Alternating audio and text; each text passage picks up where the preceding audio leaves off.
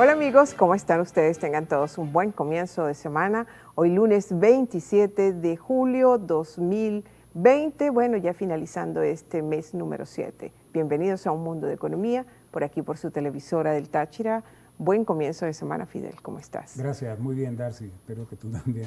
Amigos, bienvenidos. Esperamos que estas semanas, pues, aun cuando es de confinamiento estricto en el Táchira, sea manejable, soportable y suficientemente apropiada para todos y cada uno de ustedes. A continuación vamos entonces con nuestra sección acostumbrada de los lunes. En el primer segmento vamos a hablar de la noticia económica de la semana. En 25.38% cayó la actividad económica en Venezuela durante el primer trimestre de este año 2020, de acuerdo con los datos suministrados por la Asamblea Nacional Venezolana. Sí, específicamente por la Comisión de Finanzas de la Asamblea Nacional, y así quedó registrado en el más reciente informe que han presentado respecto al comportamiento de la actividad económica nacional en el primer trimestre de este año, y que concluye también el informe que una de las principales causas de tal caída ha sido el desplome de las exportaciones y de la baja de los precios del crudo. El diputado y economista Ángel Alvarado, quien es miembro de la Asamblea Nacional, declaró que uno de los sectores más afectados es el sector manufacturero, que reportó una contracción de 20%. Y entre febrero y entre marzo, pues ha habido una caída intermensual en este sector, ya lo dije, de 20%, producto de las fallas de los servicios públicos y también de la escasez de combustible. Hablamos del primer trimestre de este año. Ahí no está entrando toda la paralización que ha habido por el confinamiento producto de la pandemia. Efectivamente, la pandemia arrancó a finales de marzo, precisamente sí, va a tener, digamos, va a poderse medir el impacto en el segundo trimestre y posteriores trimestres de este año. Respecto a lo que estamos conversando, la Confederación Venezolana de Industriales, Conindustria, estima que cerca del 60% de las empresas venezolanas actuales tendrán dificultades para sobrevivir si no se reactiva la producción durante este periodo de pandemia que estamos viviendo.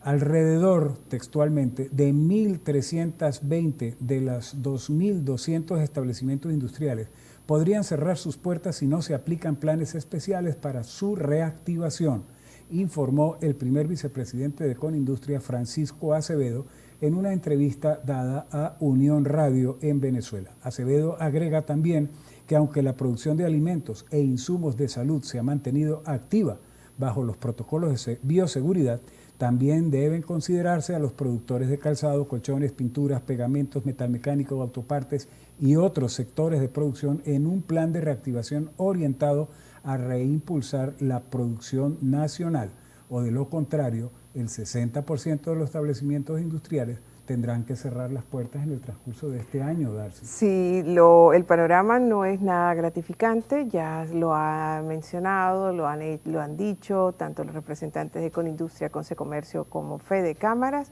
respecto a cuáles son las proyecciones para finales de este año en la actividad económica privada. Bien, vamos ahora a hacer una reflexión, porque la reflexión siempre es muy necesaria.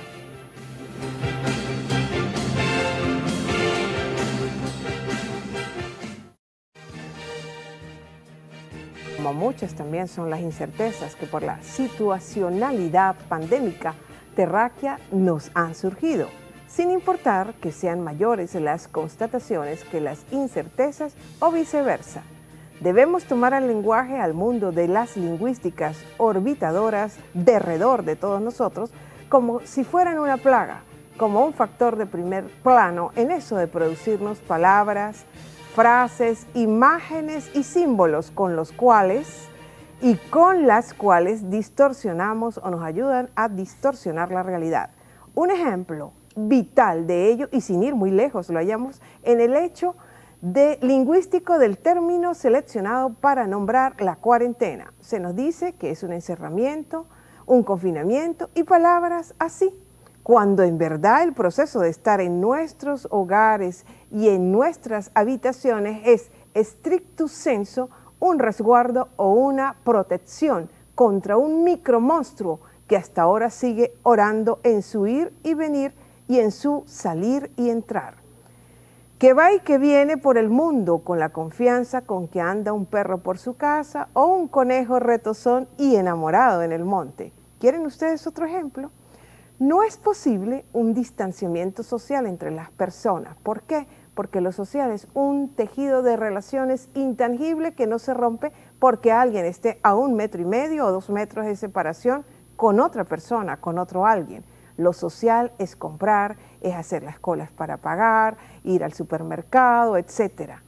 Lo que realmente se da o se cumple es un distanciamiento. Y esto lo dijo Freddy Cohen, quien es presidente de la Cámara de Centros Comerciales aquí en Venezuela por televisión. Lo que ocurre es un distanciamiento físico. Por ende, es un distanciamiento físico, nunca un distanciamiento social.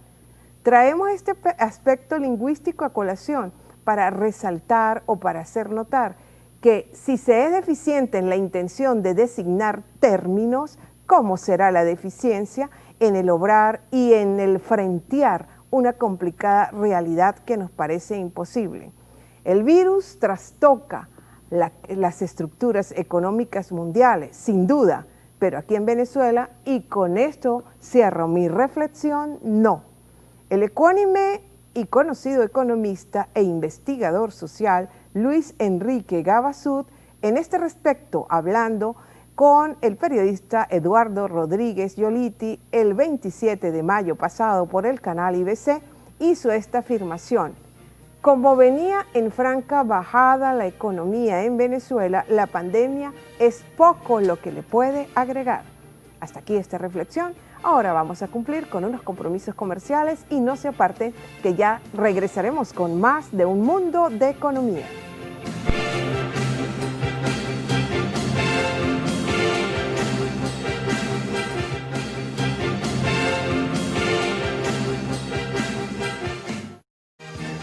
Continuamos, amigos, y vamos ahora a nuestra sección del Diccionario Económico y Social. Hoy traemos para ustedes, para comentar y analizar en términos del mundo de la economía. Vamos a hablar de econometría. La econometría es una parte de la ciencia, ya lo vamos a ver, de la economía, que es muy importante. Exactamente, un término muy importante que ustedes deben conocer.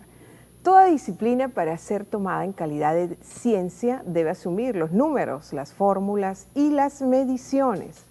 En esa búsqueda de ser tomadas con seriedad, disciplinas sociales como son la sociología, la antropología, la pedagogía, por solo nombrar algunas, tienen sus componentes cuantificadores al interno de sus edificaciones científicas, con los cuales miden, numerifican, aritmetizan las realidades que tienen como sus objetos de estudio.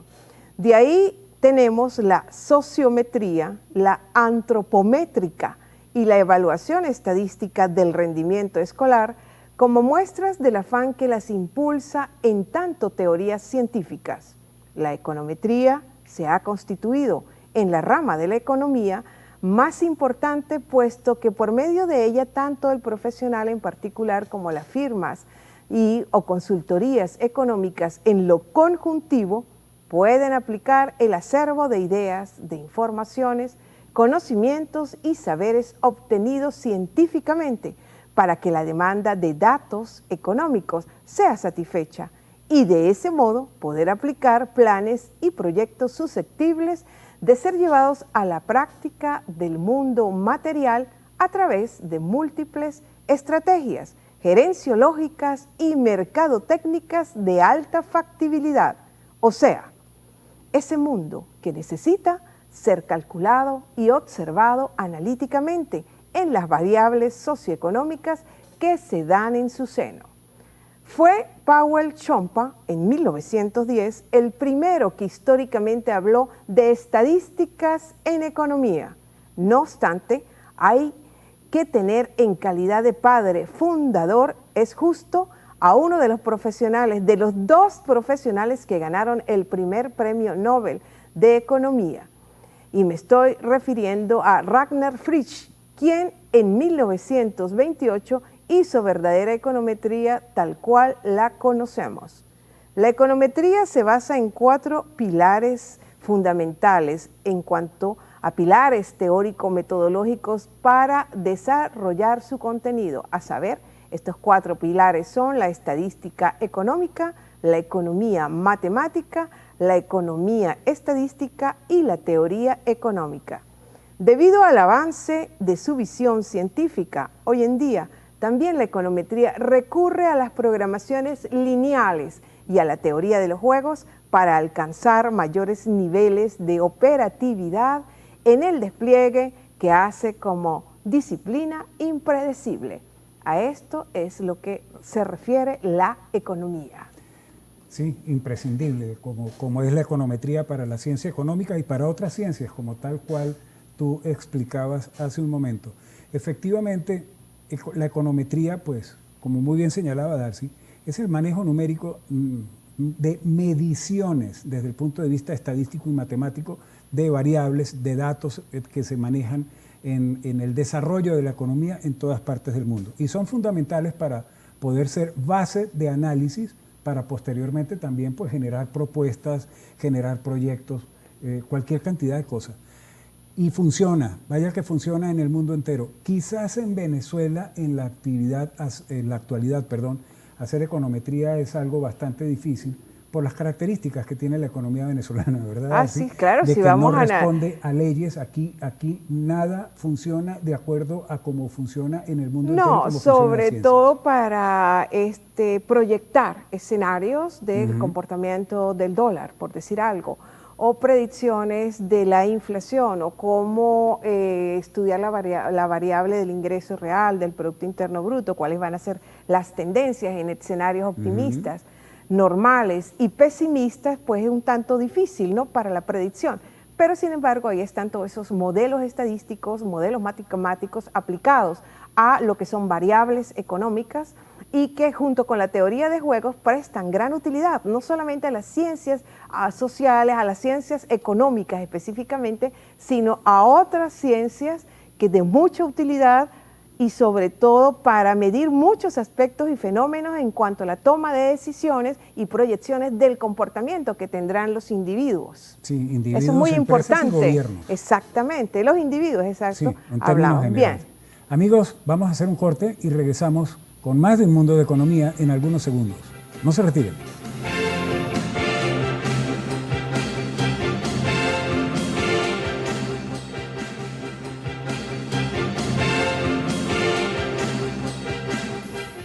Estamos de vuelta con más de Un Mundo de Economía y ahora vamos a nuestra sección, como cada lunes, de Táchira y su economía. El drama de los migrantes retornados y su impacto aquí en nuestro estado Táchira. La pandemia del COVID-19 ha provocado el retorno de más de 90,000 venezolanos en estos 3 últimos meses, Fidel, prácticamente de pandemia, ¿no? Y esto según un informe que fue presentado el pasado 21 de julio, es decir, la semana pasada, por Migración Colombia, entidad del gobierno colombiano que es encargada de los asuntos migratorios. Los venezolanos retornan ante la imposibilidad de trabajar debido a las medidas de aislamiento y a los bloqueos que han sido impuestos para combatir los brotes. Según cifra de Migración Colombia, un 76% de estos migrantes han atravesado hacia Venezuela por el puente internacional Simón Bolívar. Y tenemos que hacer énfasis en que manejamos los datos de Migración Colombia porque son datos oficiales del Estado colombiano, del ente que se encarga de ello, indiferentemente de que esos datos estén ajustados a hechos reales o no, de que no haya allí una manipulación, uno no sabe. Exacto. Pero son los datos que hay, porque en Venezuela no hay datos, así de simple. Y como aquí no hay datos y los organismos encargados de manejar migración en Venezuela no dan datos, que suponemos los tienen, pero no los dan, entonces tenemos que usar lo que hay. Y lo que hay son los datos de Migración Colombia. Según Migración Colombia, entonces, la situación está determinada en esto que estamos hablando del movimiento migratorio de retorno por el hecho que, según una encuesta realizada en Colombia por la organización Equilibrium Sende, realizada en este mes de junio de este año 2020, el 48.3% de los migrantes venezolanos en Colombia se han quedado sin trabajo durante la cuarentena. Estamos hablando de casi la mitad de los venezolanos en Colombia se quedó sin trabajo. Cuarentena decretada por el gobierno colombiano el 25 de marzo de este año. El 15.8% según la encuesta habrían perdido su trabajo antes de la cuarentena. El 11.4% de los migrantes venezolanos en Colombia no tienen trabajo ni se encuentran en búsqueda de trabajo. La investigación también arroja que el 7.4% sale a trabajar porque se encuentra entre las actividades autorizadas en Colombia por el gobierno. Y el 1.8% está trabajando desde casa, mientras que el 4.4% salen a trabajar asumiendo riesgos porque no están autorizados para hacerlo. 58.4% de los migrantes, según lo determina la investigación de Equilibrium Sende, afirman también no haber recibido en Colombia ningún tipo de ayuda o de apoyo humanitario para la pandemia, versus un 40.4% que señala que sí ha recibido apoyo. Este panorama negativo de empleo para la migración venezolana en tiempos de pandemia también ha tenido, por supuesto, efectos económicos para Venezuela en términos de las remesas que se envían desde Colombia. Al respecto, el 72% de los que enviaban remesas lo han dejado de hacer desde que inició la situación, imagínate tú, más de tres cuartas partes, y un 14.6% continúa enviando dinero, pero por supuesto en mucho menor cantidad. Sobre el impacto directo del COVID-19 en la población migrante venezolana en Colombia, el último informe disponible del Instituto Nacional de Salud Colombiana, de fecha del 17 de julio, indica que se han presentado 2.099 casos de venezolanos contagiados por COVID, lo que representa el 1.3% de la estadística nacional en Colombia. Y eso, por supuesto, tiene un impacto en la frontera nuestra por razones que son evidentes, pero que, sin embargo, es conveniente comentar, ¿verdad? Claro, por supuesto. Y al respecto, pues, vale la pena hacer una reflexión, porque una reflexión, como decimos nosotros aquí en un mundo de economía, siempre es necesaria.